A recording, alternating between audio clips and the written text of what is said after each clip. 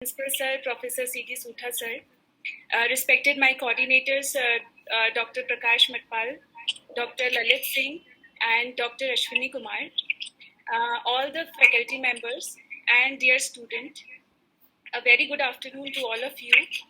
And today we are here for a webinar on the topic towards the theory of everything. For this webinar, we have invited one of the eminent and distinguished speaker of scientific community, Professor Dayashankar Kulshrestha Sir. I would like to give just a brief introduction about him. Professor Dayashankar Kulshrestha is an Indian physicist specializing in formal aspect of quantum field theory, string theory and general relativity, Dirac instant form and light front quantization of field theories, and D-brane actions, bosons, star, black holes, wormholes in general relativity. I would also like to add he is a member of International Light Cone Advisory Committee, and he has published more than 70 scientific articles and received more than 500 citations. Professor Kulshrestha is also a frequent visitor all over the world, which include USA, Germany, Geneva, Switzerland, ICTP, Italy, and many more. He was also a recipient of prestigious DART fellowship, and he is generally a prominent as well as distinguished person in the scientific community.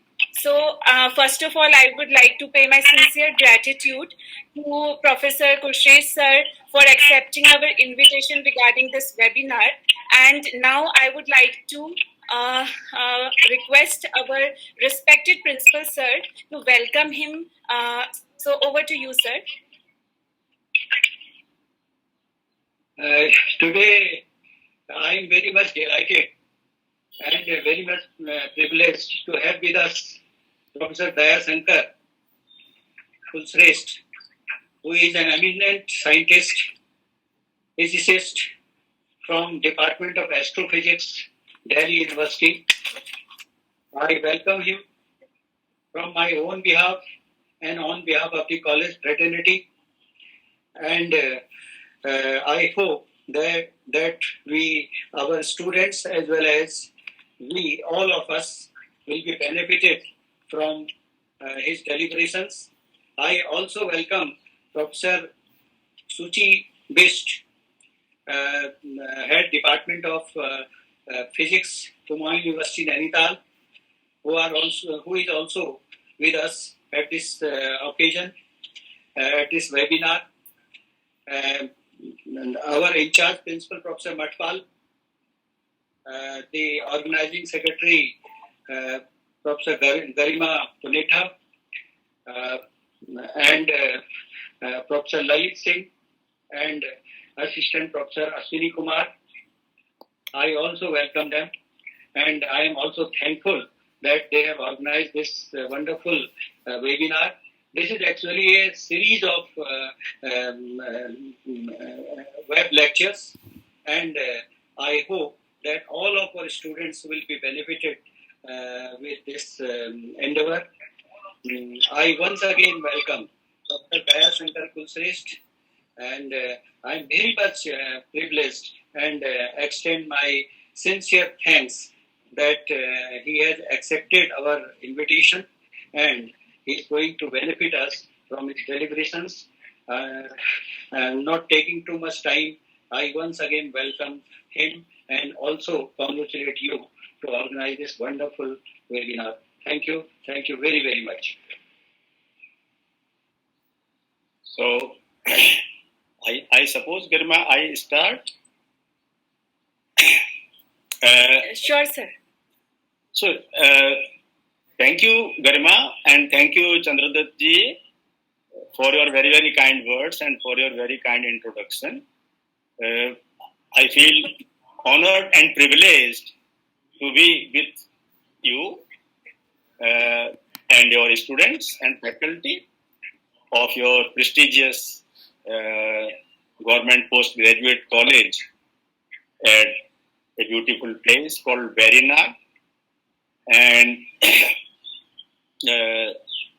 I'm really impressed and I'm happy with the enthusiastic preparation and participation of the entire team of your distinguished college, including yourself as the leader of the college and your active faculty like Garima Punitha and Matpal sir and Rawatji and Ashwini Kumarji. I haven't seen his photo here, but I saw it on the poster. I learned that he prepared the poster. So anyway, it's a collective participation, teamwork of everybody. In fact, even all the academic endeavors, including achievements in science, progress in science, it cannot become possible without an active collaboration, participation of the entire team. The local team and the global team is spread all over the globe. We keep calling it in the name of, let us say, some big achievements like Mr. Einstein, but hundreds and thousands of people contribute to this actually, for any advancement in science. And as I know, Garima gave me a brief description that undergraduate, postgraduate, all students would be present. And I must not forget, I am able to see Professor Suchi Vist. She is a senior professor at Kumaon University, Nainital, former HOD of physics department, and a distinguished theoretical physicist from my own field. And I find it very inspiring that, you see, with the participation of senior people, younger ones also feel encouraged, students also feel encouraged. So this is how you create environment, you see, and it's very essential for the academic growth of the younger faculty as well as the students, you see. We all are there because of the students, you see. All institutions work for the students. So with that in mind, I would like to keep, my talks are usually conversational in nature, so I would be all the time just talking to you. And I will tell you some interesting stories also, and I have nothing to write, notes, slides to show you, no complicated mathematics, not even simple mathematics. So only words, okay? So I would tell you many interesting things, I hope. So let us start with the very important point. Almost everybody, whether you are related to physics or not, we all know that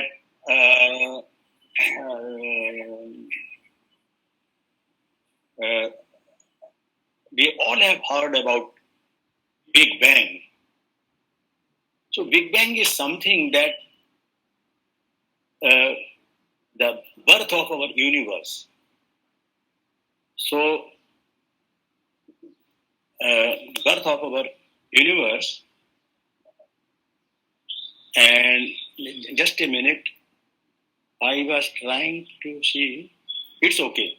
So 13.7 billion years ago, the Big Bang took place and the universe was born. And right at that point of time, 13.7 billion years ago, the fundamental laws of nature were also born along with the birth of the universe. You see, and we people are trying to understand it. The life is not that old, but the universe was born 13.7. And all the fundamental laws of nature were also born at that time. So, you see, the universe, the nature, everything is governed by some fundamental laws. They are not created by us, but by nature. They were created right at the time of Big Bang, and we try to sort of understand them.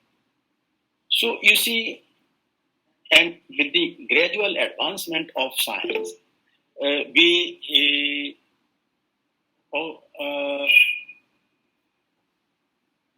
my friend Devrat tells me that I need to share my screen. Have I not shared my screen? No, sir. Your screen is not visible. Oh, my goodness. Then I should take off from the beginning again. Let me see if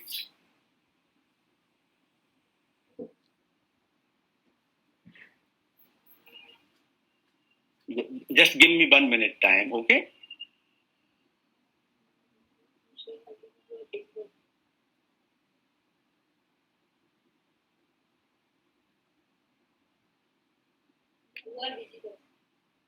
I'm visible.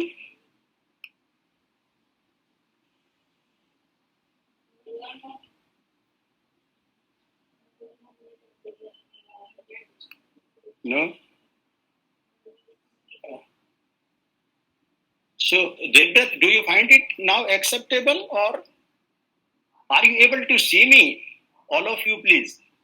Sir, yes, your face is visible, sir. Yeah, that's all, because I have nothing extra to show except myself and my conversation. Yes, sir. So I think I don't need to present so I don't need to share my screen, I believe. Is that okay? Yes, sir, you can continue, sir. So I can continue, yes. I started wondering, do I have to repeat or something? So we continue, yes? Yes, sir. Okay, so for the sake of continuity, let me just remind ourselves that the fundamental laws of nature were born also right at the time of Big Bang, which took place 13.7 billion years ago. And there are four fundamental forces of nature. Synonymously, they are also called fundamental interactions of nature. So the gravitational force, electromagnetic force, strong nuclear force, and the weak nuclear force. Now, we will go slowly. Let me first come back to the gravitational force. And it was Mr. Isaac Newton who did a great job for us. He was able to demystify the myth of the heavens and the earth. You see? So, falling of an apple on earth is governed by the same fundamental laws of nature that govern the motion of the moon in the sky, that govern the motion of the moon around earth, that govern the motion of earth around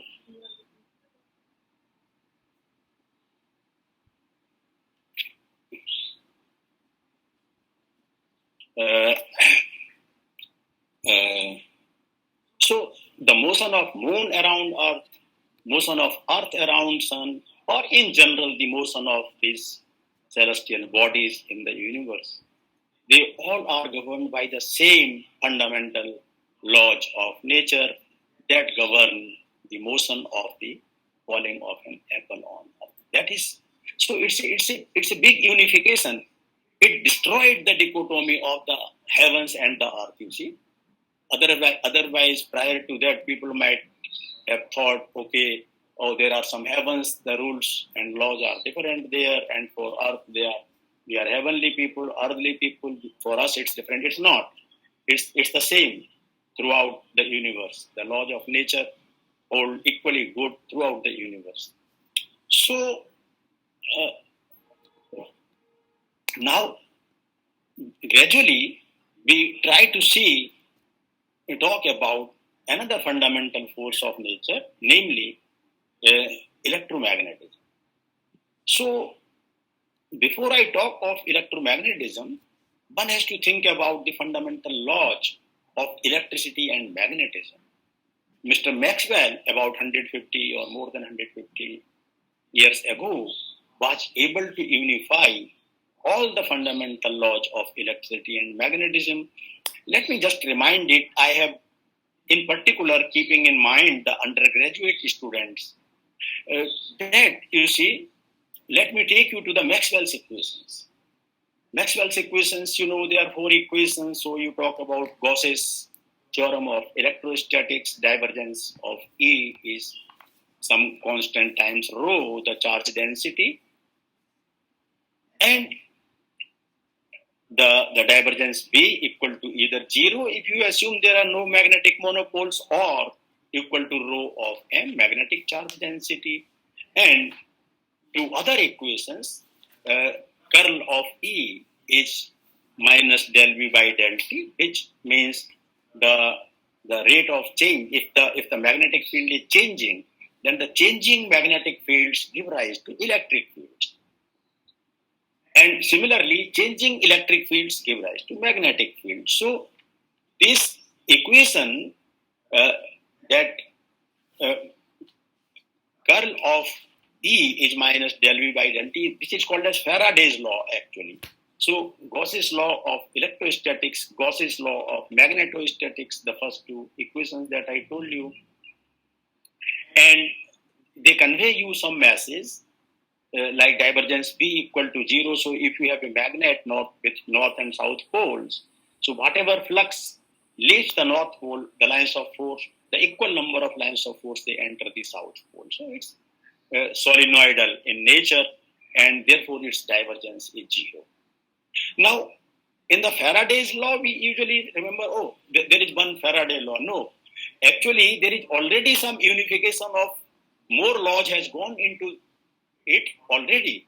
So let me remind you about the Neumann's law, which is also called as the Faraday's first law, and Lenge's law, which is also called as the Faraday's second law, which tells this presence of minus sign, that it's not only, the first law tells you that this curl of E is del V by del T, but Lenge's law tells you that this induced EMF is in the opposite direction.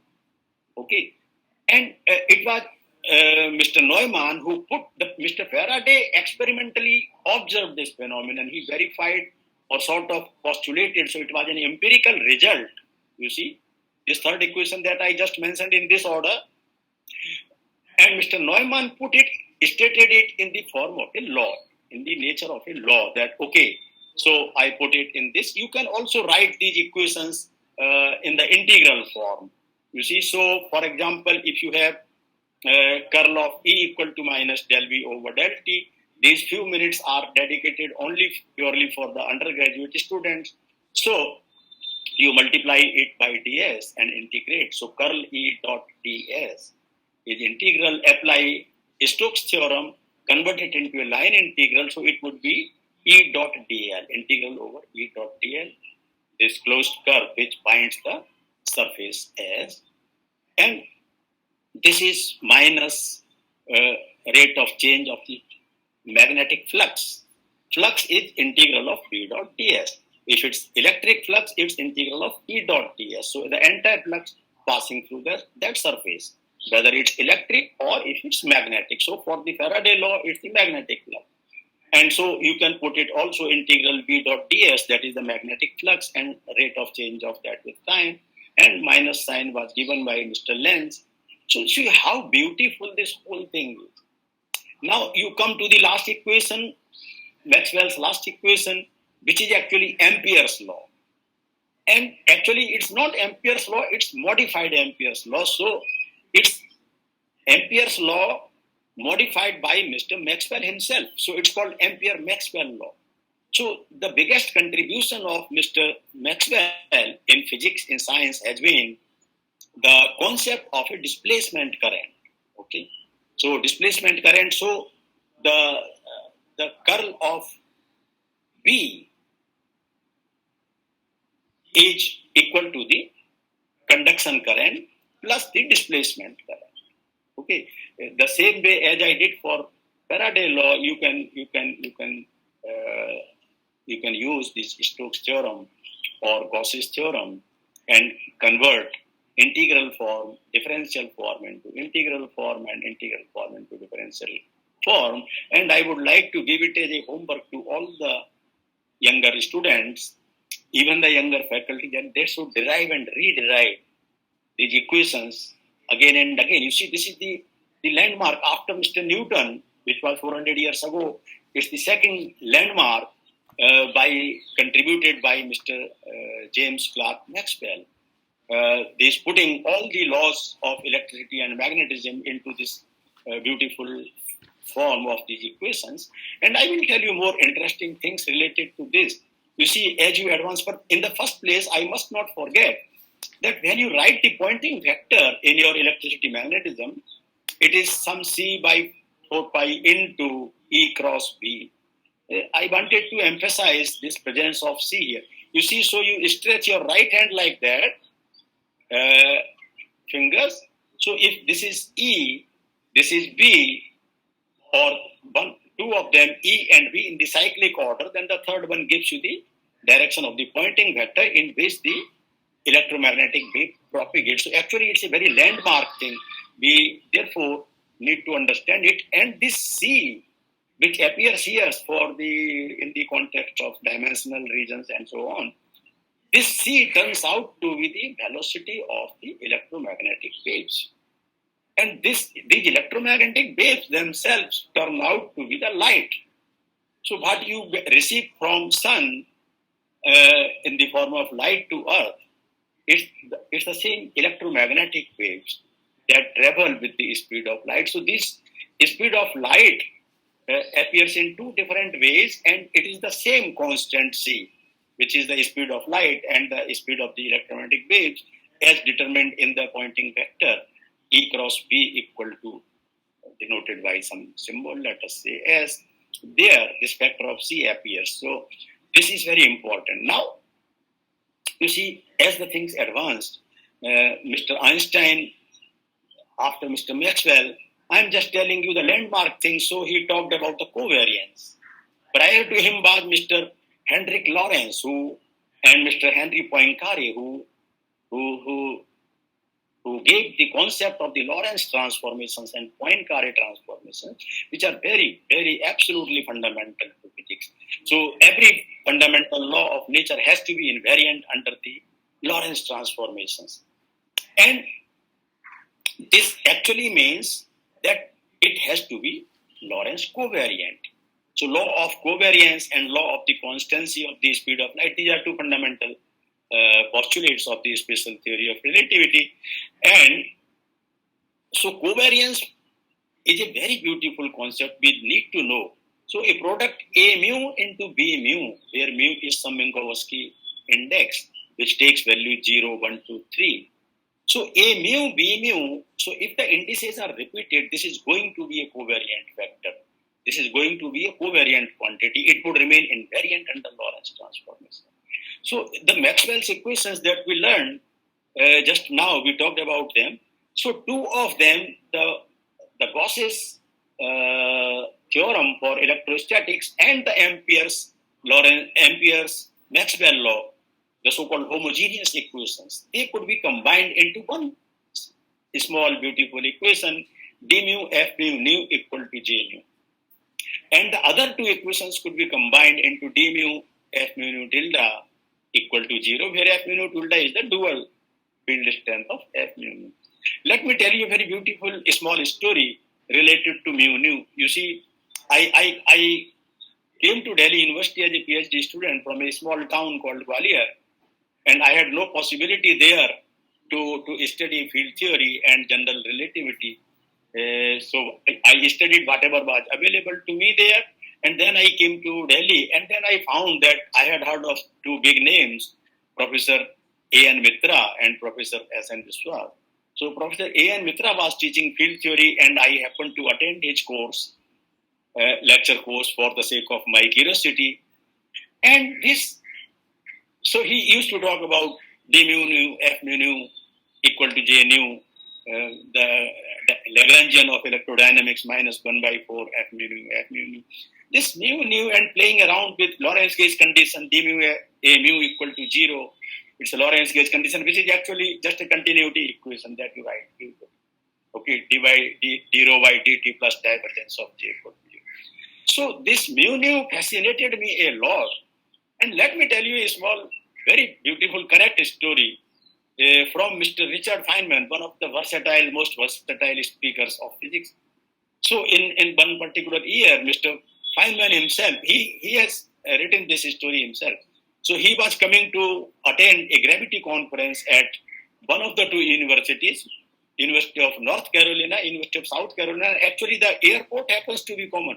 I have visited one of them, North Carolina. So the airport is the common for both of them.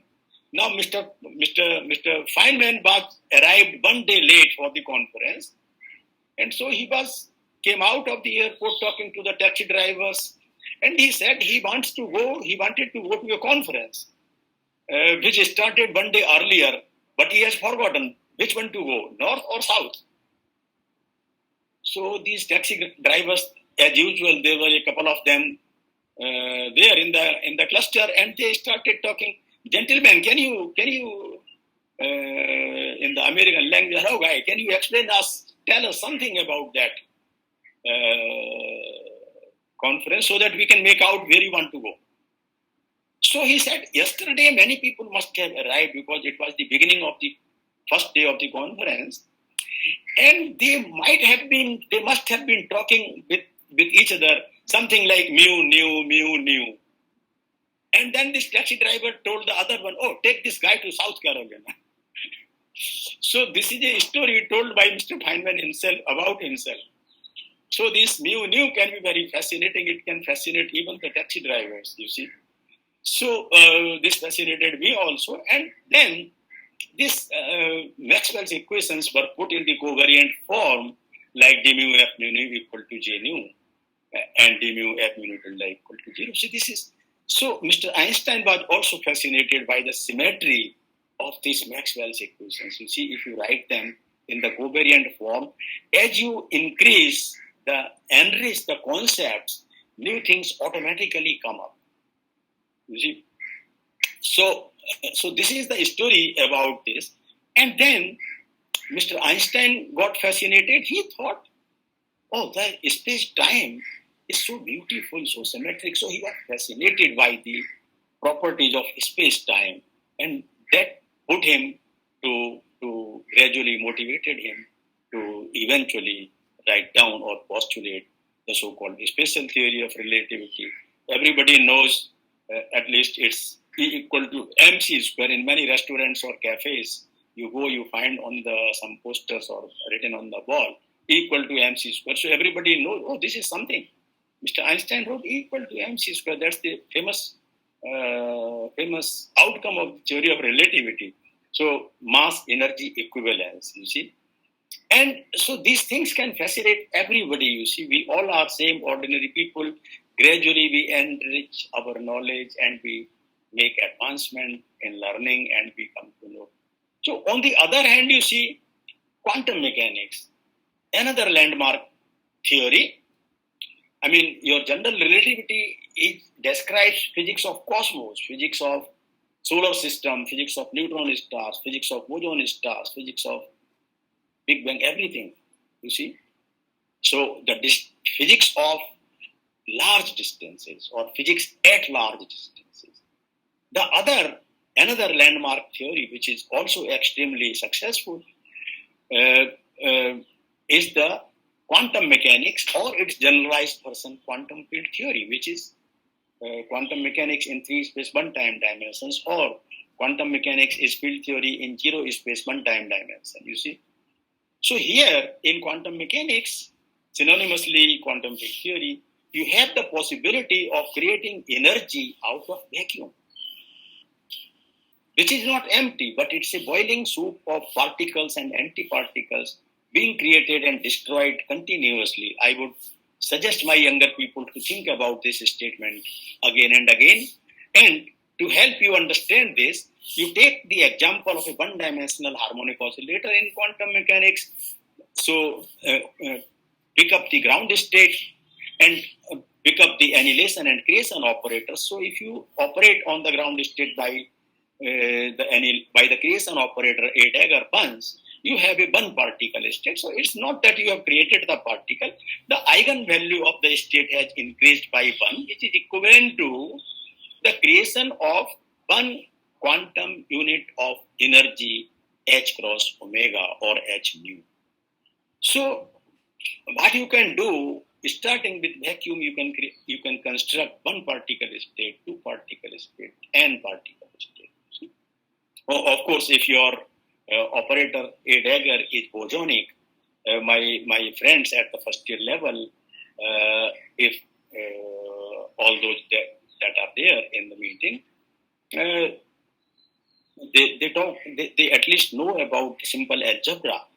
X into y square is the same as y square into x. Why? Because x and y are bosonic in nature. We don't tell them, but they are bosonic in nature.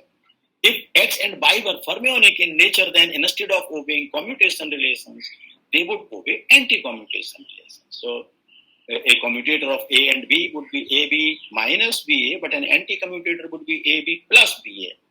And if it is equal to 0, so AB would be minus BA for the fermionic variables. What does it mean? It means it's deep physics. So you see, you have to catch the correct mathematics, specify the correct physical significance to it, interpret correctly, and then you can arrive at very, very beautiful results. So AB is equal to minus BA means if A and B flip their positions, they pick up a minus sign.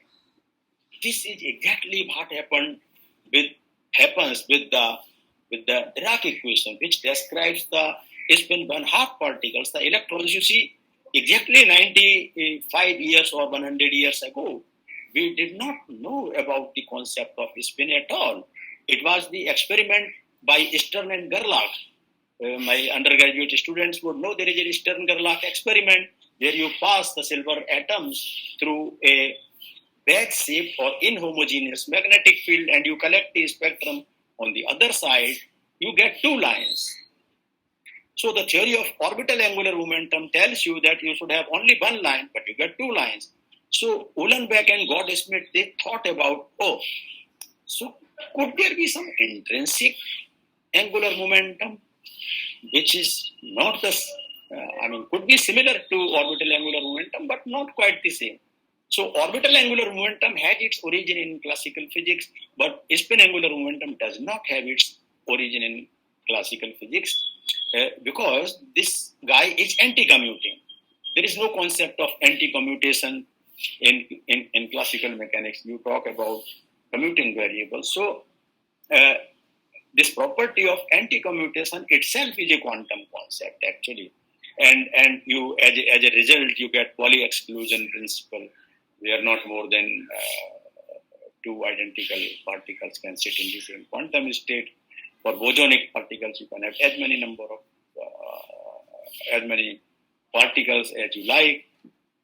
So usually while taking the lectures in the classroom, the first, second, third rows are usually squeezed up. Many people want to sit there. And so I tell them that you have to try to become bosonic in nature, commuting variables. So you can squeeze, and as many of you as you like can sit in the first, second, third, fourth rows. So you don't have to go all the way. I usually have my classes are largely attended, more than 100 people sitting there. And I'm lucky, fortunate with the love of my students. They love to hear me and they like to squeeze. So I tell them that yes, the Fermi nature is good for only fermionic variables like electrons or neutrinos or something. You see, so this, after Uhlenbeck and Gaudsmit, the concept of spin angular momentum was born, and that with the same point, the modern quantum mechanics was born, which included spin as a part of it. And then Dirac in 1928 was able to write down the Dirac equation. A year later, Mr. Hermann Weyl was able to write down Weyl equations, which hold true for massless spin one-half particles, you see, and so on. And Anderson eventually discovered the positron. So this all happened in the 1920s, you see. So we should somehow make efforts. We are living in 2020s, and we should at least feel enthusiastic about it and try our best. Can we do something? So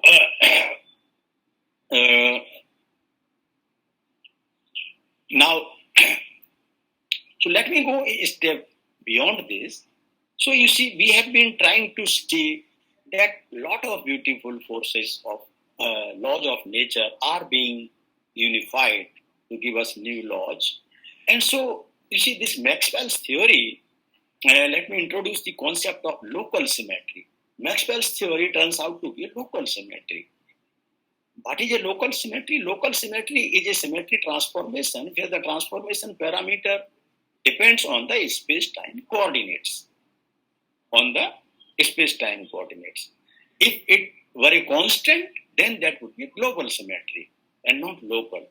So the conservation of electronic charge is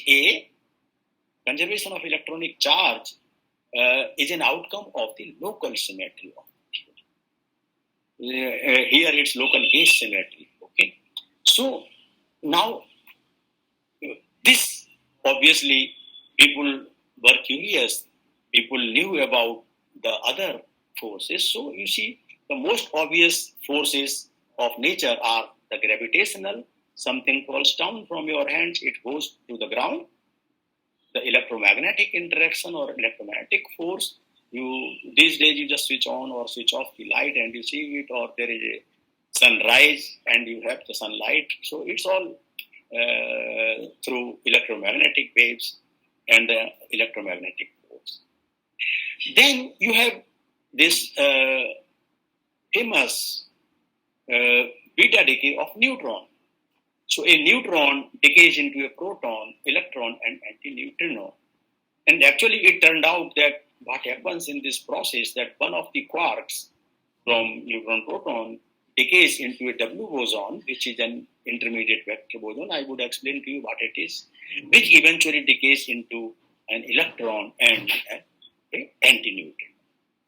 Okay, so, and then there are strong nuclear forces. So we all know about neutrons and protons, and neutrons and protons in turn consist of quark. So neutrons and protons, they interact via the exchange of strong nuclear force. And it may be even enough to talk about the forces between the quarks. So every neutron or proton, a neutron or proton consists of 3 quarks. All the mesons consist of 2 quarks, quark and antiquark. Let me tell you another interesting story for all of us. This is related to my PhD times. In the 70s, early 70s, people knew about only 3 quarks, up, down, and strain. And the charmonium was discovered in 1974, which is a bound state of a charmed quark and antiquark. And with this, so then eventually later on, beauty quark or bottom quark and antiquark, top quark, and each one of them has got a Nobel Prize for theoretical concepts as well as for experimental finding. Tau meson was discovered much later, and the top quark was also discovered much later. But then theory, because it's based on some logic, you see, the relativistically invariant quantum gauge field theory of these 3 interactions, strong, weak, and electromagnetic, it's called as a standard model, and this is one of the most accurate theories of nature that has been verified experimentally to several digits. So,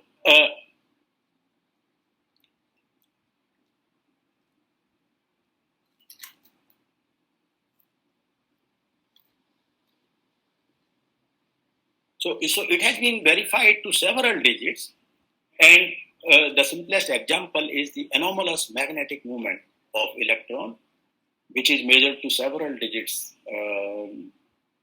even several decades ago actually. And theoretically, in quantum field theory, you need more than 70 Feynman diagrams. So Feynman diagram is a language, pictorial language, which has deep mathematical meaning. I teach it in quantum field theory 2 or advanced quantum field theory, how to calculate a Compton scattering, how to write it down in terms of the Feynman diagrams and what it means, and how to write it in configuration space, how to write it in momentum space, and then how to calculate eventually the transition amplitude or the scattering amplitude for a process. So, this, you can develop the whole lot of language for the whole lot of language in terms of the Feynman diagrams, and you can describe these three interactions beautifully. And let me tell you again that this standard model, such a beautiful theory of nature, in fact, till date, it is the most accurate theory of nature that has been experimentally verified to several decades. And this theory is a gauge theory. So again, I would bring you back to the concept of local gauge symmetry. So here, the transformation parameter depends on the space-time coordinates x mu, which is time and three space coordinates x, y, z, and t. And therefore, it's like local symmetry. You see? Now, as we advance further, in the first place, we need to remember that each fundamental force of nature has some mediator or some force carrier. So what do we have for electromagnetic interaction? This is a photon. It serves the purpose of a postman, of a dakia. It brings you letters from post office, from one city to another city, from home to home. In the olden times, postman used to come. We used to wait, dakia लाएगा, किसी का interview letter लाएगा, किसी का appointment letter लाएगा, किसी का love letter लाएगा. And then this big interaction has three force carriers, W plus, W minus, and G0. All of them, they got Nobel around 1984. Carlo Rubbia, who happened to meet me at Max Planck Institute, Munich, he was so impatient. It was some springtime, August, September, and he was so desperate and getting angry with the Nobel Committee that they were not giving him the Nobel Prize. And 2 months later, it was announced that Carlo Rubbia gets a Nobel Prize for the discovery of this W plus, W minus, and G0. These are the massive vector gauge bonds. Photon is massless. Gluons, which are mediators of strong interaction, 8 gluons, they are also massless. A little bit later, I will tell you that gravitational interaction also has a mediator called as the graviton. This is also massless, but no longer a vector boson, but a tensor particle with spin 2 particle, or it has helicity 2. And so Mr. Carlo Rubbia made it. And so the story goes on. So every fundamental force of nature has some mediators. What is the meaning of a mediator? For my very, very younger friends, students sitting there, you see, if a pair of electron and positron or two electrons are passing by each other, they are charged particles, they are charged objects. So when they pass by each other, their trajectories get deflected. They get influenced by the presence of others. Very often I tell the example of two teenagers, a boy and a girl. They pass by each other and something happens. Kuch hota hai. Right? And then, so their trajectories may be deflected or something. Now, so this is classical interaction of two charged particles. What happens? Quantum mechanically. So quantum mechanically, one guy emits a photon and the other guy absorbs the photon. So they talk to each other via the exchange of a photon. That is why you called it the mediator of the force. If you had no photon, they would not be able to talk to each other. They would not be able to exchange any information. So these W plus, W minus, G0, they are the force carriers of the weak interaction. 8 gluons, they are the force carriers of the strong interaction. And graviton eventually happens to be the force carrier of gravity. Before I proceed further, if I forget, somebody would need to remind me. Let me tell you a small example of a difference in the Newtonian gravity and Einstein gravity. So if I have two objects, M1 and M2, sitting at a distance R1 apart, the force, gravitational force between them would be M1, M2 by R square, R1 square. Now I change R1 to R2. The force will change from F1 to F2. And the time taken in the change of force F1 to F2, according to Mr. Newton, would be 0, instantaneously, immediately. without any lapse of time. Force F1 would change to force F2 as soon as I change R1 to R2. Mr. Einstein says, no, this is wrong, my dear friends. Gravitational interaction also cannot move faster than light. Nothing can move faster than light, including the gravitational signal, which eventually we call as graviton in analogy with photon. Okay, so graviton actually is a quantum concept. The same is true also for the photon. That is also a quantum concept. Otherwise, you talk about waves. Okay, so wave-particle duality we all study in first year.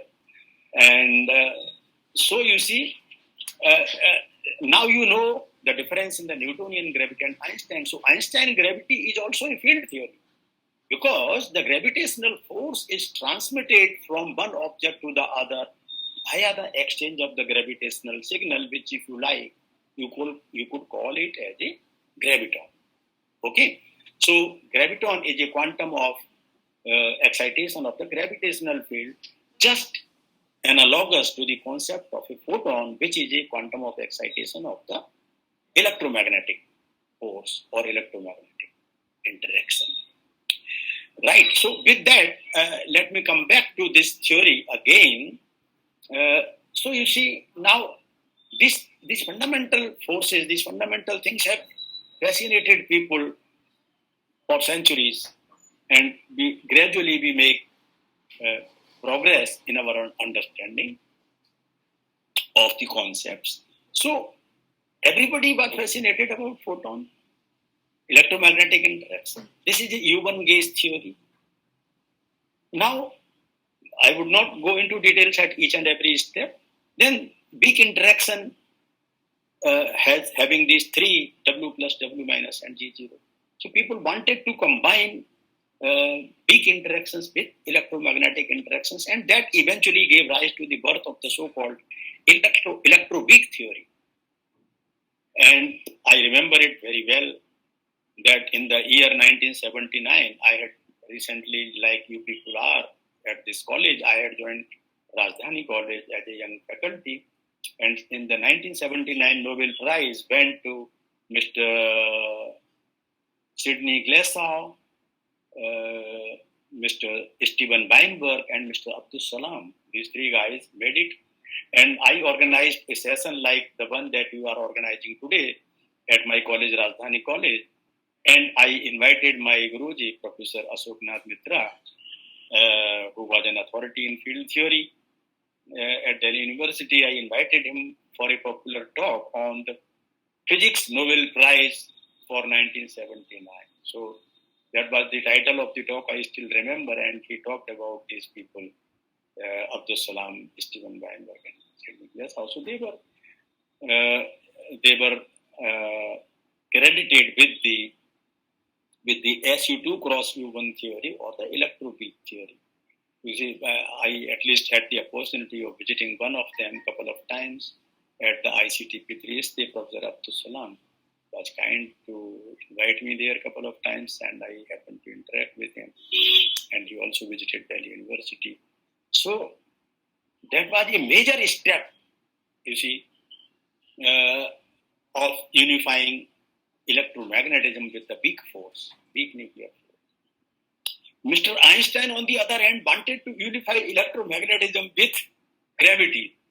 A few minutes later, I would tell you, had he lived today and had he heard my talk on supergravity, he would have been very happy. So it is, in fact, n equal to 2 supergravity theory that unifies gravity theory with electrodynamics. I will mention it a little bit later in another context. So Mr. Einstein also wanted to unify, but in those days there was the concept of supersymmetry was not so much popular, even if people knew about supersymmetry.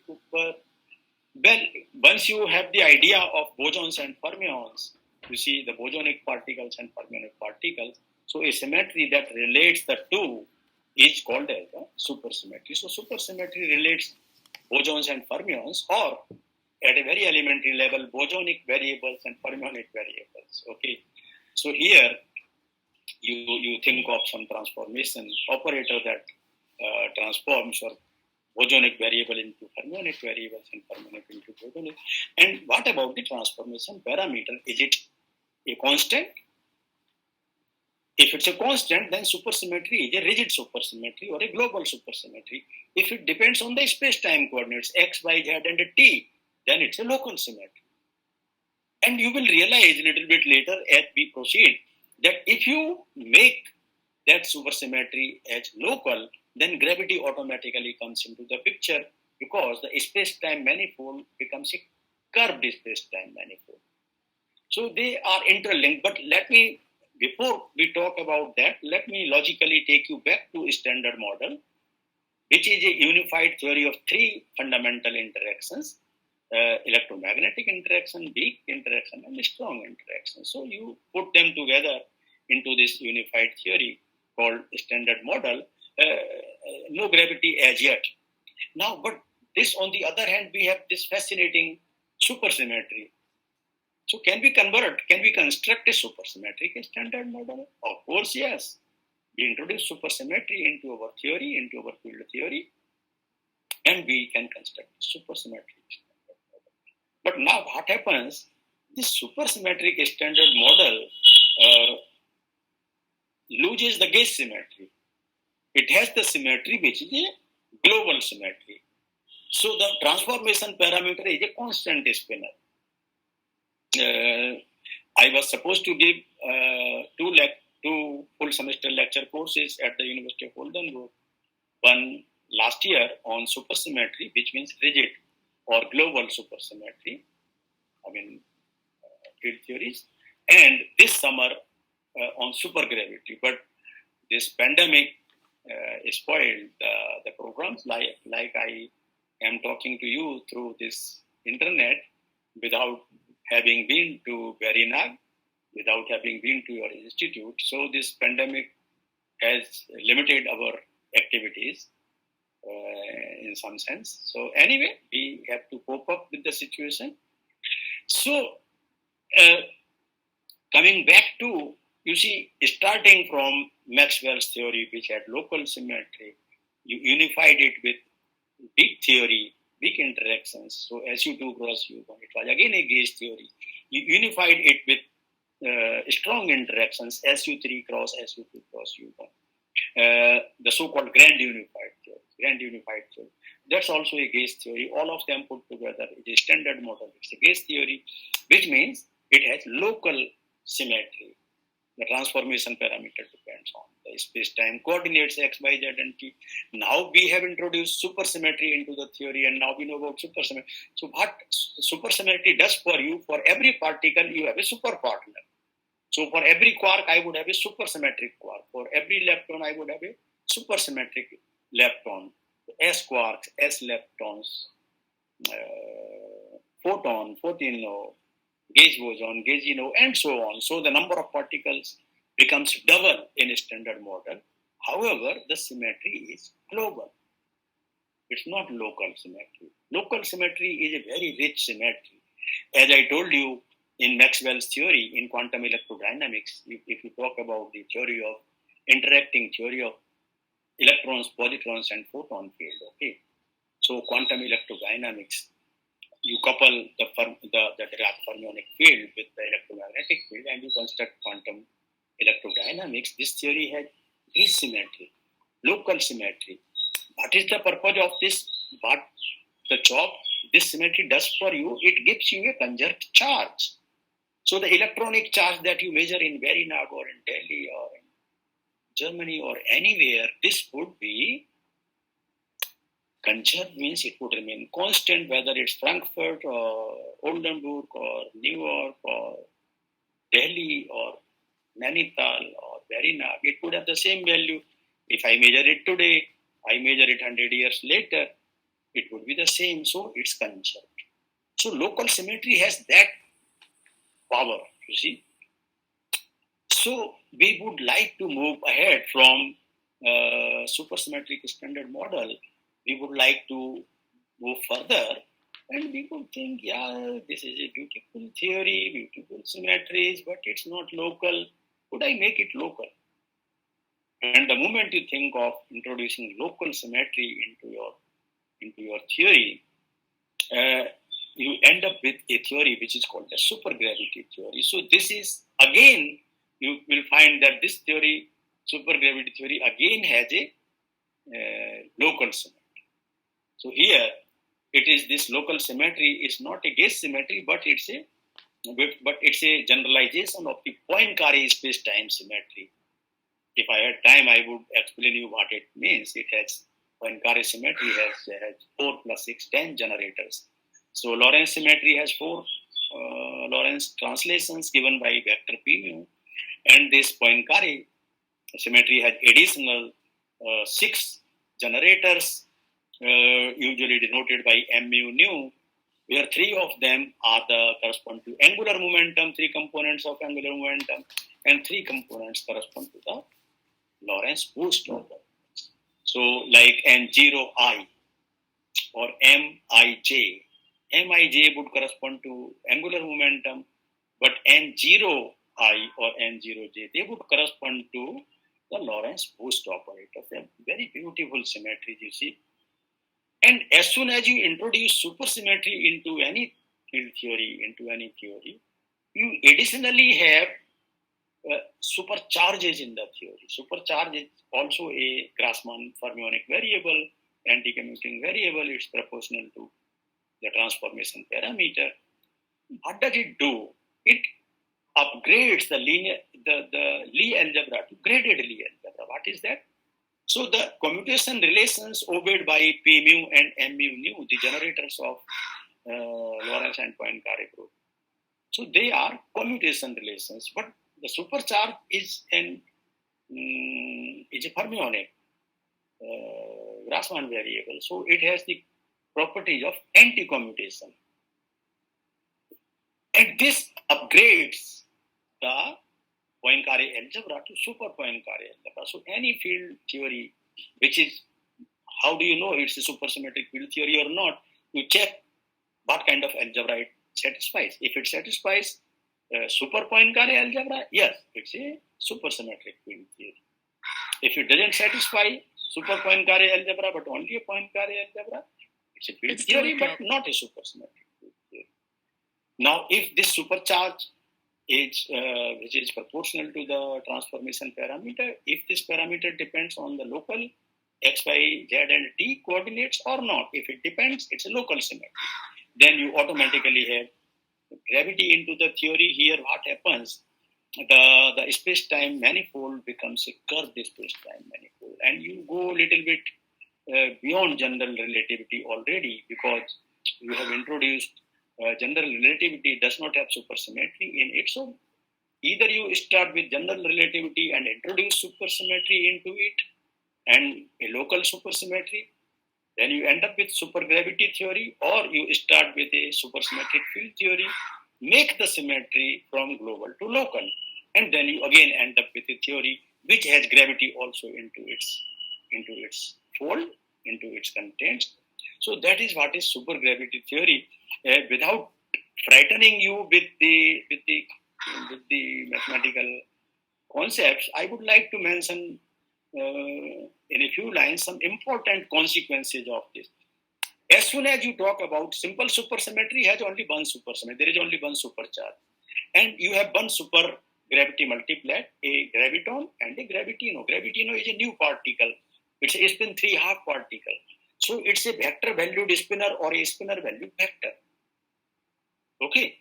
And if I dare to touch upon Einstein's string theory, where he wanted to unify gravity with electrodynamics or electromagnetism, that is what you get in n equal to 2 supersymmetries. So there are 2 supersymmetries.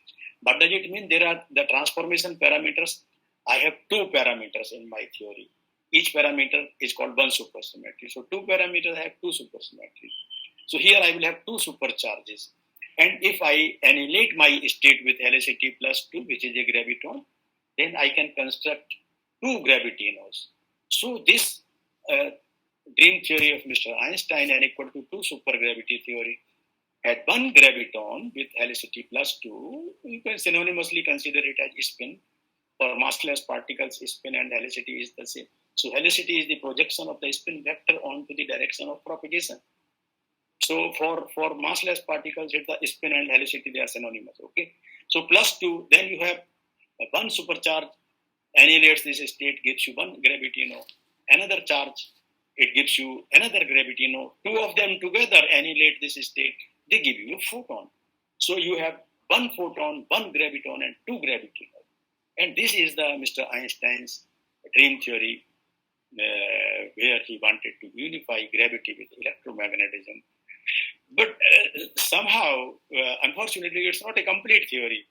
Because in my theory, I have a graviton with helicity plus 2, but not a graviton with helicity minus 2. Gravitinos with helicity plus 3 half, but no gravitino with minus 3 half. So I have to go to n equal to 8 supergravity theory. Here I have 8 supercharges. And then if I construct the spectrum of this theory, I would have one graviton with helicity plus 2 or spin 1 plus 2, one graviton with helicity minus 2, 8 gravitinos with helicity plus 3 half, 8 gravitinos with helicity minus 3 half. Then 56 vectors. Vectors are photon-like particles. W plus, W minus, G0, they are also vector particles, you see. The gluons, they are also vector particles. So 56 vectors or photons, if you like, photon-like particles, and 70 spin 0 scalars. You see? Of course, 56 vectors with helicity minus 1. So, in a way, it's a kind of a complete theory. And this theory unifies all the 4 fundamental forces of nature very beautifully. And so this is n equal to 8 supergravity theory that does this job. Of course, as usual, I might again point out some shortcomings and then try to say, oh, we try to go a little bit further. But I do not have any exact statement to make if this n equal to 8 supergravity theory would be really that successful, but it could be successful. So what happens, like if you consider the self-energy diagram of a Higgs, it's quadratically divergent. If you consider it also in a standard model, which means with the exchange of Higgsino and Bino, the supersymmetric particles, then this is also quadratically divergent, but the two, when added together, they cancel each other. So as you enrich, as you add more symmetries to your theory becomes more and more rich. So when you add supersymmetry, it becomes more rich. Many of the divergences that were otherwise present in the theory get cancelled. So one has to see what n equal to 8 supergravity theory. You have to make too many calculations because in principle all these particles could have different couplings. So it's not only the particles or their masses or spins, but what kind of couplings they have and so on. But here I would like to make one remark which may be inspiring to many of you, that for the definition of helicity of a particle, it's, let us say, it's if I express it by lambda, it's a scalar product of P dot J by P0, where P and J are 3 components of the field momentum and 3 components of the angular momentum, also field momentum, angular field momentum. And P0 is the time-like component of the field momentum. So, they are part of generators of the Poincare. So, I wanted to tell that here a vector, one introduces a vector which is called as Poly-Lubansky vector, polarization vector. You see, and with P mu is proportional to W mu, this Poly-Lubansky polarization vector. The only concept I want to borrow from here, that when you construct the mass spectrum of, let us say, n equal to 8 supergravity theory, these various particles I told you, graviton, gravitinos, vectors, spin 1/2 particles, 56 spin 1/2 particles like quarks, leptons and so on, 70 scalars like Higgs is a scalar with a spin 0 particle. So, and you have their corresponding states with negative helicity. So, one could even think of, it's a great idea that all these particles in the multiplet, you can calculate the number is given by NCR. So 1, 8, 28, these are not magic numbers. They are calculated by how many supercharges are there, how they annihilate once or twice. So you can calculate. If I have more time, I would be able to explain it to you, even without a blackboard or without any slides. But we have to work within limited time. So it may be enough. So, but the important concept here is that all these particles, one could think of a superparticle having all these particles as the different polarization states of this superparticle. This superparticle could even very well be a supergraviton with all these particles as the different polarization states of that superparticle. But now I tell you how and why are we forced to go to superstring theory. Actually, what happens that when we talk about the first three interactions which are contained in the standard model, you see there are only two fundamental laws of nature. The Coulomb inverse square law, where the force between two, electrostatic force between two particles is given by Q1, Q2 by R square. And there is one Newton's inverse square law, where gravitational force between them is given by M1, M2 by R square. Now you see what happens. If you put one particle on the top of the other, it's going to cause you difficulty. So when R goes to 0, there is going to be a singularity. And you see, it is very difficult to explain these singularities like black holes, the Big Bang. If at the end of my talk, if you will ask me in the question session, maybe I will explain it again. But I should not extend my talk too much. So, but I would tell you that many of the well-known theories, they break down near the singularities like the black hole or the Big Bang. You need some further theories called as the theory of quantum gravity. So supergravity is also a theory of quantum gravity, but it's a theory of zero-dimensional particles. And superstring theory is a theory of extended one-dimensional objects. And it's also a theory of quantum gravity. I would tell you the difference, what happens actually, what are our difficulties. When you talk about conventional field theory, we have one so-called Heisenberg uncertainty principle. All my first year friends will also know uncertainty principle. So uncertainty principle, delta x, delta px is of the order of x cross. This smears out the singularity at r equal to 0 for the first three interactions. But it is, we have no counterpart in gravity theory, no Heisenberg uncertainty principle to help us. So inverse square law of gravity is also singular at r equal to 0. So what do we do? How do we take care of this singularity? You see? So what you eventually do, if you calculate the different Feynman diagrams for any process, simple, Compton scattering, electron-electron scattering, electron-positron scattering, let us say with the exchange of a photon and so on. The intermediate or the virtual particles, they can have energies all the way up to infinitely large energy and momentum. So actually what happens here, delta x almost goes to 0 and delta px almost goes to infinity. But the Heisenberg uncertainty principle takes care of it, smears out this singularity and gives us the finite result. This, in field theory, you call it theory of renormalization. I teach it in quantum field theory too, in the advanced quantum field theory, the renormalization theory, how this works. Because the masses and charges that you observe are the physical masses and charges. But the bare charges and masses, they involve infinities. So how do we take care of them in some other lecture? I hope this will not be the end of the word. We would have more opportunities to talk. So here I should gradually bring it to a proper conclusion without entering too much into the things. But if and when we have more opportunities, we would talk further. So in gravity theory, if we also want to remove this singularity at r equal to 0, what we do is we generalize the Heisenberg uncertainty principle. So let me write down delta x equal to h cross by delta p plus an additional term, which is some alpha prime, which is Rajai's law. People in working in field theory or particle physics know what is Rajai's law. It's some constant times delta p by h cross. Now what happens as a result of this?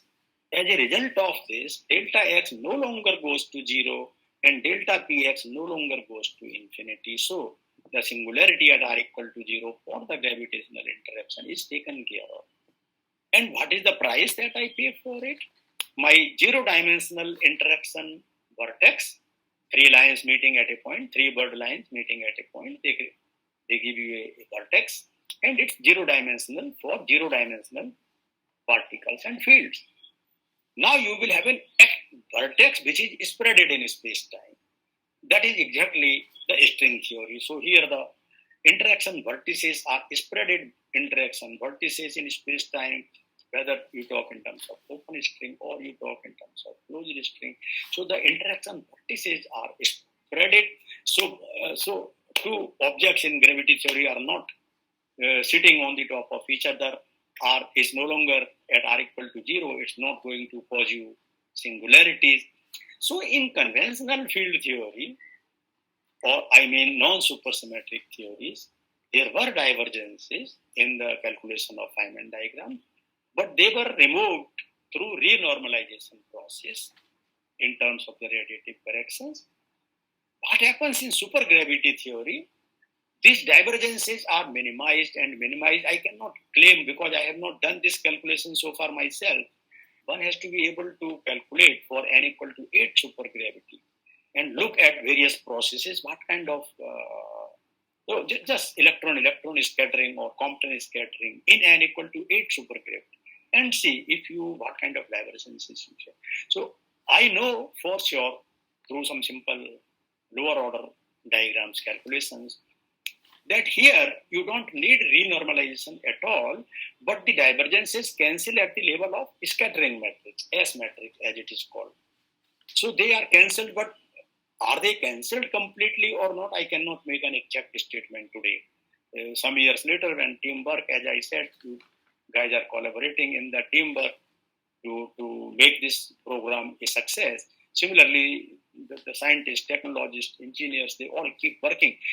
Also, I want to convey a message to my younger students that please do not think that you have to work only on some mathematics or concepts or difficult calculations. No.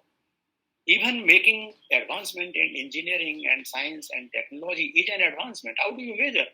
You see, for accelerating protons to large energies, you see, I had in the flow of my expression, I had forgotten that you see, if you accelerate particles like you accelerate protons into opposite directions, make them collide, how much you accelerate them before they are being collided determines what kind of outcome you are going to have. I just want to give you in brief a thought experiment where I accelerate my protons to 10 to the power 18 times the rest mass of the proton.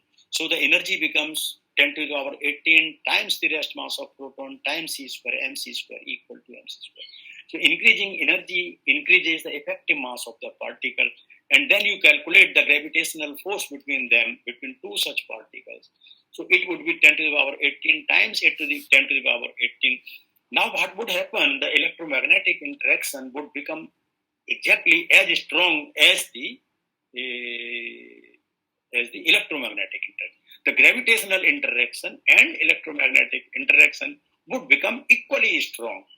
If I accelerate my protons to 10 to the power 13 times the rest mass of proton and make them collide, my W plus minus and G0 electroweak force and electromagnetic force, they would become equal to each other. If I accelerate them, you cannot do it. You need technologists, scientists, engineers to do that. And of course, with huge advancement of technology and money, everything, it will take, I don't know if it can take maybe 100 years or even longer, but people can do it nevertheless, one day. So if you accelerate your protons to 10 to the power Right now, they are able to accelerate it, I think, 10 to the power 5 times the rest mass of the proton, at rest 6, not more. So if you accelerate it, it's just a dream. So thought experiment, if you accelerate it 10 to 20 times the rest mass of the proton, then in fact, the gravitational interaction would become stronger than the other 3 forces, you see. Who can predict the outcome of this? Nobody can predict the outcome of this. But this situation can arise in extreme conditions. So you see, that is the reason why you want to worry about this. When you run the universe backwards in time, you hit upon the singularity called Big Bang. How do you explain the existing field theory does not explain it? Existing general relativity does not explain it. It breaks down. You need some theory of quantum gravity to prove further. String theory does the job to a great extent. So string theory remains a leading candidate for the theory of quantum gravity, but it's a quantum gravity theory of quantum gravity of one-dimensional objects or expanded objects, and supergravity is a theory of quantum gravity of zero-dimensional objects, particles. Garima, I suppose I have crossed even 1 hour. If you like, so I should not make the people run out of patience so that they never like to listen me again. So I should let me conclude my talk formally here itself. And if you have queries, questions, you are most welcome. Please do not hesitate in asking me even absurd questions. And maybe in your question answers, I could tell you some additional. Students, if you are having any questions, then ask.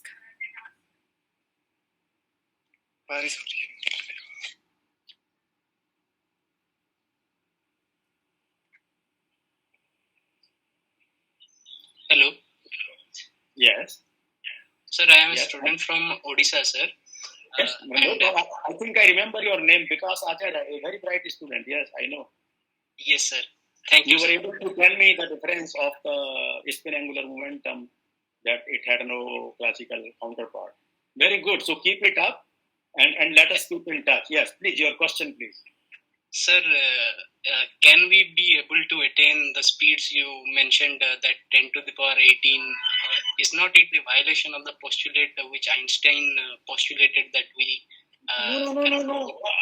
I think you misunderstood my statement. Let me remake this statement. E equal to mc square. M is the rest mass of a particle. I want to accelerate it to such an extent that the effective mass becomes 10 to the power 18 times mass. I did not say that you make the speeds higher than the speed of light. No, I did not say that. Increasing the effective mass of the particle, which I am eventually going to make them collide. So whatever energy it takes, you see. So, sir, basically we are trying to match the range of electromagnetic force to gravitational force. That is of the order of 10. You don't have to necessarily do it. What I am saying, as you increase the effective mass of the colliding particles, as you increase the energy of these particles, new and new physics would be seen. New and new physics would come out. You see, some time ago, only a couple of years ago, you were not able to see the Higgs at the CERN Large Hadron Collider. But then when you increase the energy range, you were able to see. So you see, what we know today may not be the end of the world. It may not be the last word. So if you increase energies further, which increasing energies further means increasing effective mass of the rest mass of the particle, colliding particles. Here you have chosen protons in Stanford Linear Accelerator Center. They used to collide electrons. So it depends on what particle you are choosing and accelerating to how much energy. You see, a string has the typical length of a string is 10 to the power minus 33 centimeters. What you are able to probe today is 10 to the power minus 16 centimeters, I believe. You see, 10 to the power minus 8 centimeters are atomic dimensions, 10 to the power minus 13 maybe nuclear dimensions, 10 to the power minus 14 centimeter, the dimensions of the neutron and proton. What we are able to probe today is 10 to the power minus 16 centimeters, I believe. And strings have typical length 10 to the power minus 33 centimeters. But nevertheless, the idea is very attractive, and therefore we say it's a leading candidate theory in this direction. Maybe you can get success with supergravity theory. I don't know. Younger, bright people, hardworking, sincere people like you can tell us one day that, what Mr. D.S. Kulshrestha wanted to talk about this supergravity 8 equal to 8 supergravity theory. Maybe this guy is no longer there, but I'm here with the solution for n equal to 8 supergravity theory. As I mentioned to you, that I can tell you the mass spectrum of n equal to 2 supergravity theory, which Mr. Einstein wanted to do. So it has 1 graviton, 2 gravitinos, and 1 photon. Perfectly fine. Mr. Einstein would have been happy with this calculation of supergravity for n equal to 2 supergravity. Alone, not to talk of n equal to 8, where you can combine all the 4 fundamental interactions of nature. So n equal to 8 supergravity theory unifies all the 4 fundamental forces of nature. But as I said that at r equal to 0, I am still not sure. At S matrix level, the divergences cancel out. Advancement is a process, it's evolution with time. You see, we are evolving with time. Every day we get older by one day, and our knowledge and the knowledge of the world and the achievements of the world, they make further advancements, you see. So I don't know what is going to be the final outcome of n equal to 8 supergravity theory, which is a theory of zero-dimensional particles and fluids, theory of quantum gravity or zero-dimensional particles and fluids.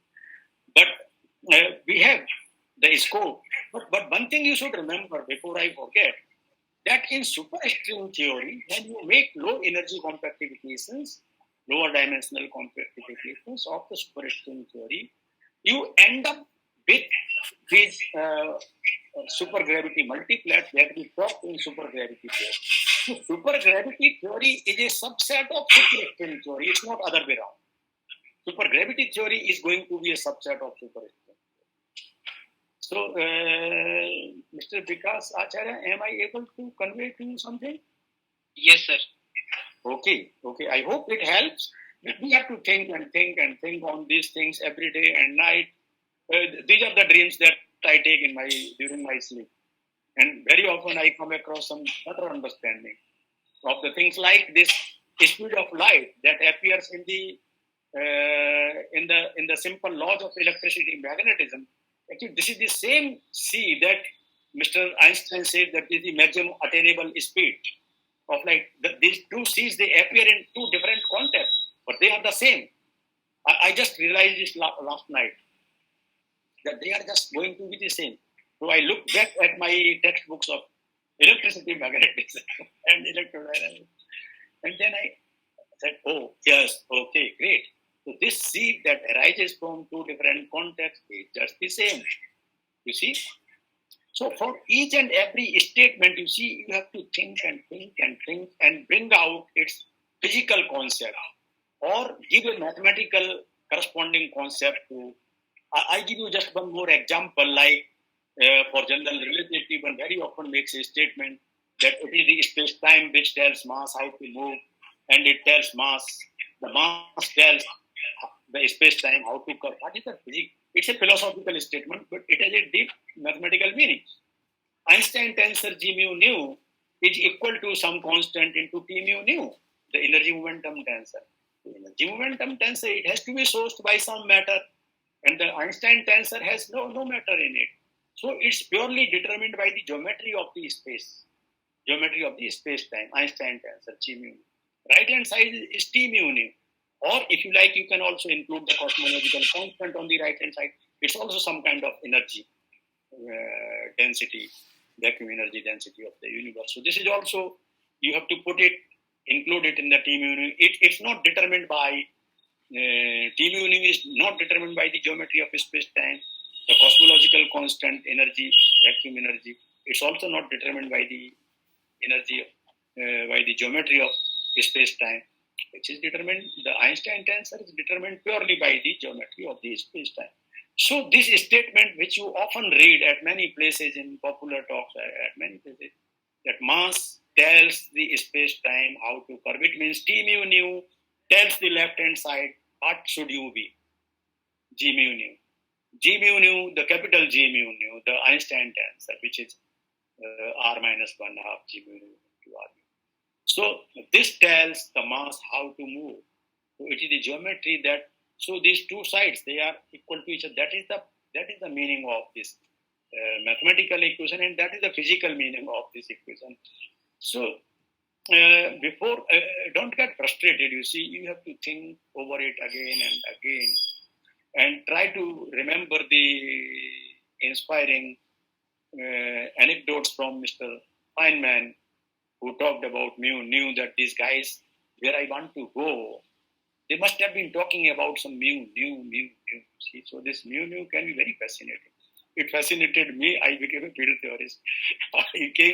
Professor Mitra used to write in the DSK lecture hall on the blackboard, all these things in the covariant form, electrodynamics, field theory, basics, and I used to think, my God, I did not study it at master's level now. Let me do it now. So I used to play around. So if you want to do some theory, try to play around with mu. Okay, that is my message. But you don't have to be frustrated that you don't want or like mu. Without experiment, Faraday law was given by the experimentalists. They gave this empirical law. You see, this very year the Nobel Prize has gone to Mr. Roger Penrose, who talked about the existence of a massive, supermassive black hole sitting at the center of our galaxy. Let me tell you a few lines in that context. So, how do you say a supermassive black hole is sitting there at the center of the galaxy, Milky Way? How do we know about it? What do we do about it? You see, our Earth revolves around the sun. Mercury revolves around the sun. Now, when it takes one full round in 365 days, it's one of the axis, elliptical orbit, one of the axis, major axis. It gets rotated slightly. This is called as advance of perihelion. So, advance of Mercury. Mercury is a tiny object very near the sun. It takes too many rounds. I don't know, its year is maybe 84 days or something like this. So advance of perihelion for Mercury, it's calculated in relativity. And there was a French astronomer, Leverrier, who measured it very accurately in the year 1841. He was an experimentalist.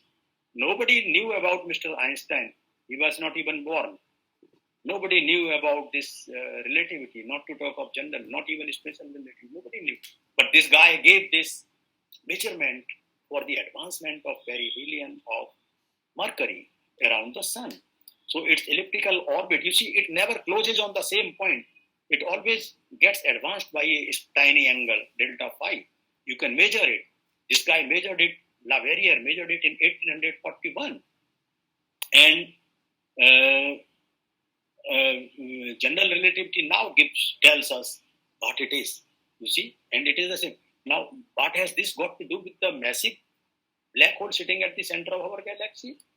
This one of the Nobel laureates, along with Roger Penrose, is Andreas Gans, this woman physicist from California. She measured this, tracked a star called SO2, which orbits around. This is one of the objects that orbits around the supermassive black hole. It takes 16 years, and it's not 365 days for Earth or not 84 days for Mercury. It takes 16 years. This woman astronomer physicist, Andreas Gans, one of the current year's Nobel laureate, she tracked this star SO2 for 16 years to determine experimentally what is the advance of perihelion for this guy SO2 star when it revolves around this supermassive black hole. And it turns out it tallies exactly with what Mr. Penrose calculated, or what you can calculate in general relativity now after knowing all these things. All of us can also do this. It's a simple calculation. It's usually given in the textbooks how to calculate the advance of perihelion of Mercury. That is given in the textbooks, okay? So you can change the sun by this, replace this by a massive superhole, and Mercury or Earth by this guy SO2 star or something. And you can see, so you need some brave people who pursue a goal. You need to have passion, लगन से काम करो, लगन से सोचो, बार सोचो. कर का मन का छाड़ के मन का फेर. Tulsidas, Kabirdas, all these guys, they wrote great things. माला फेरत जुग गया, फिरान मन का फेर, गया न मन का फेर. कर का मन का ये जो मोती जो माला में पड़ा होता है, तुलसी जी की माला पकड़ते हैं, हम उसको फेरते हैं 108 बार. भगवान का नाम अपनी अपनी श्रद्धा से लोग लेते हैं, लोग डिफरेंट तरीके करते हैं. वो कहते हैं कि कर का मन का छाड़ के, हाथ का, कर माने हाथ के, मन के को छोड़कर, मन का माने मोती, मन का फेर, मन के अंदर वाले मन के को फेर माने उसके ऊपर गौतम बुद्धा की तरह बैठकर मेडिटेट करो. Sit down like Gautam Buddha. Gautam became Buddha by meditating. Sit on something, meditate on something with passion and pursue your goal. All of us have some or the other difficulty in life. We have to overcome these difficulties. Vinoba Bhave told us simple things can be done by anybody. We are born to do difficult things and achieve difficult tasks. Never give up. Work. So with that, Garmaji, if you, whenever you like, I would ask you to. Lalit ji is smiling. I could see him smiling. I know you are a physicist. And much thankful to you. I would like to add, she is a very dynamic lady and is leading the Department of Physics at DSB campus, Kumaon University, Nainital. And ma'am, I would like to pay my sincere gratitude to you. Thank you for joining this webinar. Along with that, I would also like to pay my sincere gratitude to Professor Usha Kulshrestha ma'am. She is also a theoretical physicist, and she is doing a wonderful job in this field. Ma'am, thank you so much for being in this webinar, and it's a privilege for our college that all of these eminent speakers are with us. So now I would like to request our principal sir to have some words. Over to you, sir. Thank you, sir, for very wonderful lecture, and I am very much obliged to listen your lecture throughout, and it has been very I could notice it, and it will be beneficial for the Your name Chandra is a very attractive name in physics. We have Chandra X-ray Observatory, which is now in the space. Professor Chandra Sekhar, so his first name Chandra was taken. He named this X-ray Observatory in the space, named after Chandra. So, and in Hindi, Chandra means the moon, the inspiring object that has inspired many poets, singers, and lovers all alike, and the physicists also all alike. You see, beginning from Mr. Newton. So Chandra happens to be a very inspiring force, and you have been a very inspiring force for your entire institution. I personally have. Thank you, sir. Thank you. But I have one curiosity, Chandra. Will you allow me to call you Chandra? That is much more attractive to me.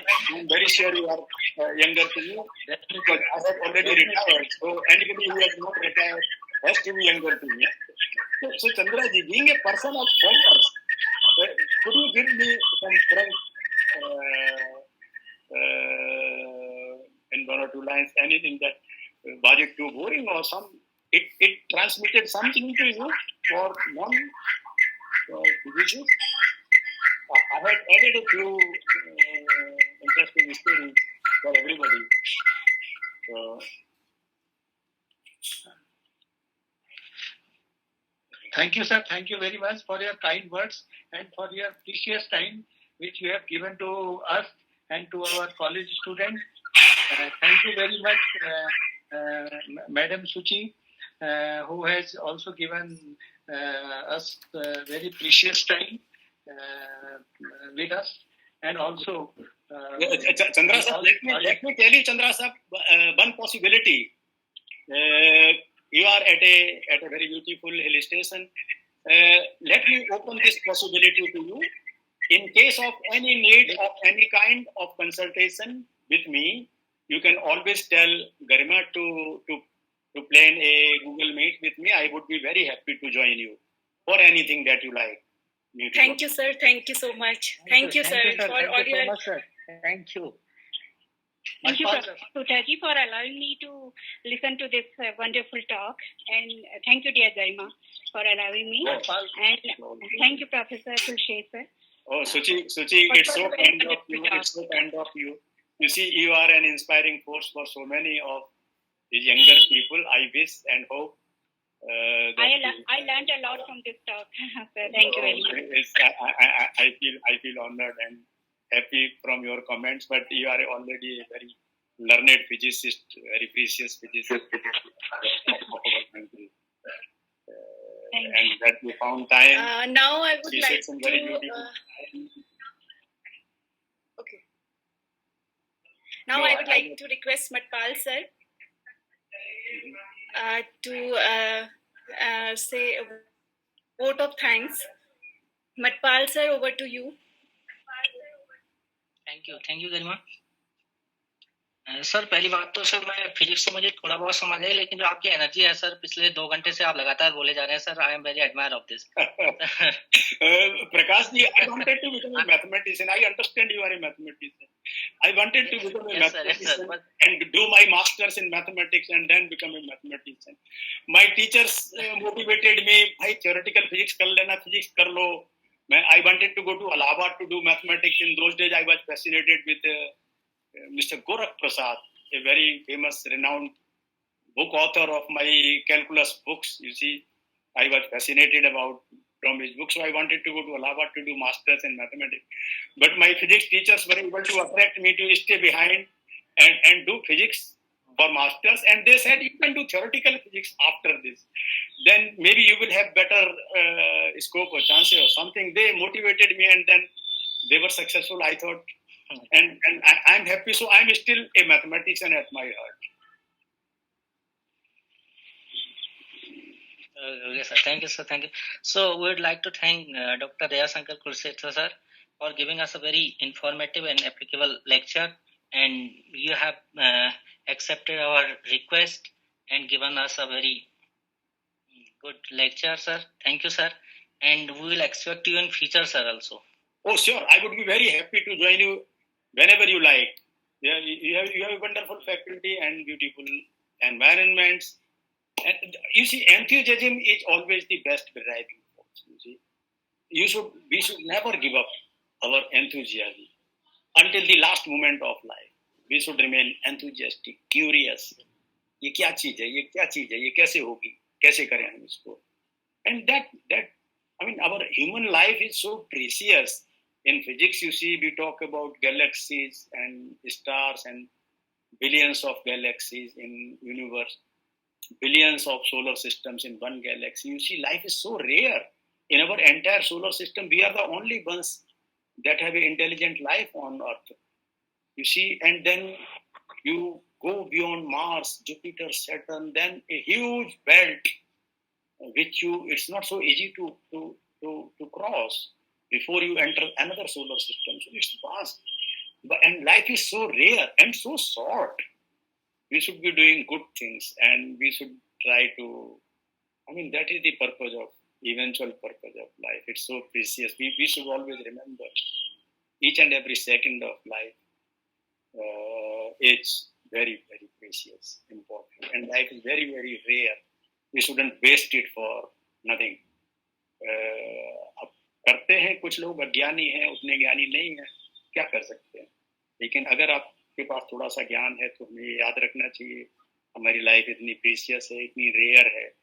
How can we put it to use? So a person like me can be best useful only to younger people by transferring them some knowledge, motivating them to something better. That could be and that's actually the purpose of my life. I like very much. I enjoy working with younger people, motivate them, inspire them. करो भाई करो, कर सकते हो, तुम कर सकते हो. अब भैया मैं अकेला कितना करूँगा? क्या? Thank you, sir. Now I would like to thank Professor Sutta, sir. Sir, thank you, sir. Okay. I would like to pay my sincere thanks to Suta sir for his motivation and guidance, and I would like to thank Suchi ma'am as she has attended this lecture with us.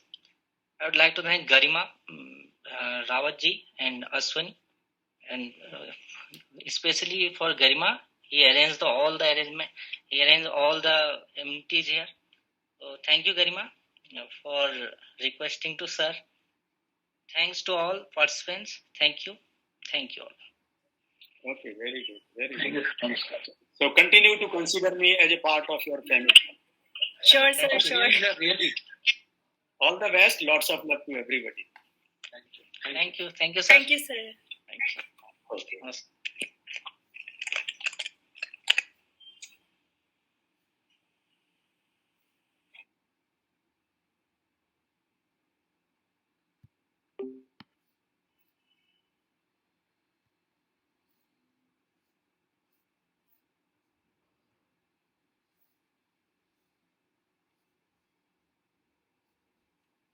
तुझे thanks दे रही थी तब तूने अपना photo on कर दिया था?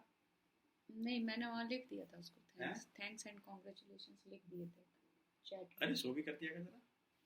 वो बहुत खुश थी क्योंकि वो जानती है ना तुम्हें, उसने तो पढ़ लिया था कि तुम हो उसके अंदर, तब थोड़ा सा अपना फोटो शो कर दो। चलो सुचि भी आई थी, मैं अपनी शर्ट उतार दूं? मैं क्योंकि उस वैसे बैठी नहीं थी ना मैं। नहीं अच्छी लगती है तुझे इसमें, तुझे लगता है? अपना फोटो देख के देख, खुद ही जीमेल में देख के देख, अच्छा दिखेगा। जस्ट गो, नहीं हाँ इसमें जा। अब मीट ये है मीट। अब इसमें start instant meeting, just send it to me और समबडी, एनीबडी, किसी भी एक ईमेल में भेज दो। नहीं भेजना है को ऐसे ही देख लो। अच्छा ऐसे ही दिख जाएगा? हाँ अब देख, बैटरी पता चल रही है ना? किताबें भरी पड़ी है चारों। आपका ना बीच में ब्लड आ रहा था तो मैं आपको बताने गई थी, लेकिन मुझे ये नहीं पता चल रहा था कि मैं करूं क्या फिर। मेरा ये जो है ना